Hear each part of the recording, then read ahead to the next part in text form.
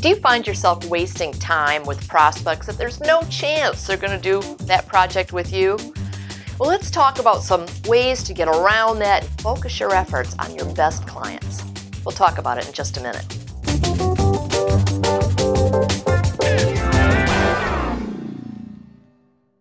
Hi, I'm Victoria Downing with Remodelers Advantage, and this is Power Tips TV, where we talk about tips, tactics, and techniques to make you a strong business owner of a strong remodeling company. Now, one of the things that we see happen out there is that as leads are starting to come in and the market's starting to get revved up, which is an awesome thing, people are starting to get more and more leads. So there's a couple of different trains of thought here. If you are the owner of a remodeling company and you're also the sole salesperson, you've got limited amount of time that you can spend on anything, right? You're running pretty fast if you're like most of the business owners I know. What you need to do is to focus your efforts where it's going to count the most.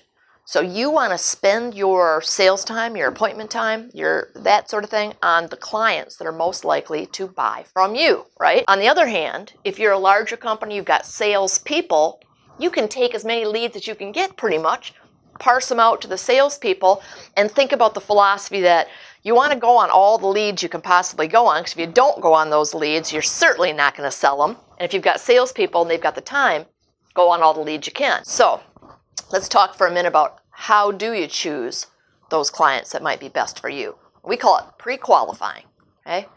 Now, I'm sure you've heard it before over the years, but just think about it. You don't want to be putting in a whole bunch of travel time and estimating time and all of the customer follow-up with somebody who's not going to buy from you. Some of the things you want to ask them are, how long have you been living in the home? Find out what they've done in the past. Have you done any remodeling in the past? What's making you decide you want to do a remodeling now? How much research have you done? Now, that's bound to uncover some things like, well, we went to the big box store and we talked to one of their designers, or my brother-in-law, who has a new construction company, has told me it's going to be $50 a square foot to do this addition. You'll uncover all sorts of good stuff like that. All the stuff gives you information that you can use to decide, are they worthy of my time for an appointment? And if so, I can use this information to help close the deal. Do you have an investment range in mind? A lot of remodeling company owners are hesitant to talk about money early on. What the heck? Ask. In a lot of cases, you know what they're going to say back to you, right? They're going to say, I don't have any idea, that's why I called you. And that is true. So at that point, you can give them some information like, hey, we've done additions that include a family room and a kitchen just like yours. And the investment amounts really range. It depends on what the homeowners choose, the materials they choose, that sort of thing. So you can say, hey, we've done these addition projects. They've ranged from $250,000 down to $120,000. It all depends on what your comfort level is and the quality of the finishes that you pick.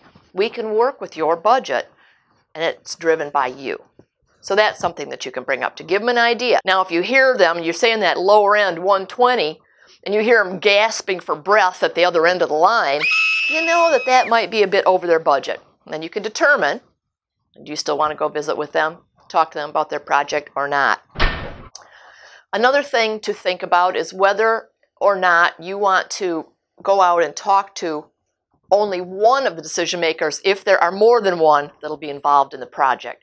So for example, if it's a couple, it's often that both of them will be involved in making the decision on what they want and who they're going to work with.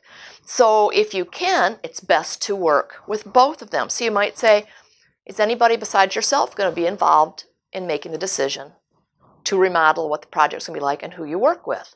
If they say, oh yes, my husband or my partner or whatever, great, well let's find a time when we can all meet together to talk about this. So those are just a few of the things that you should find out early on in the conversation that'll help you decide if you want to spend your limited, valuable time on appointments with those specific prospects, or if they're just not a fit, you don't want to spend that time there, and you can focus on generating the kinds of leads that will turn into solid construction projects for you. When you're in the heat of the moment, you're on the phone with the prospects, sometimes it's easy to forget some of the things you want to ask.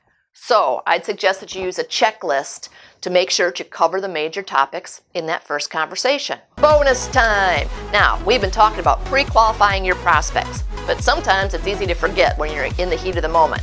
So instead of forgetting, download the special document we've got for you by clicking the link below and use that as your script the next time you're talking to a client.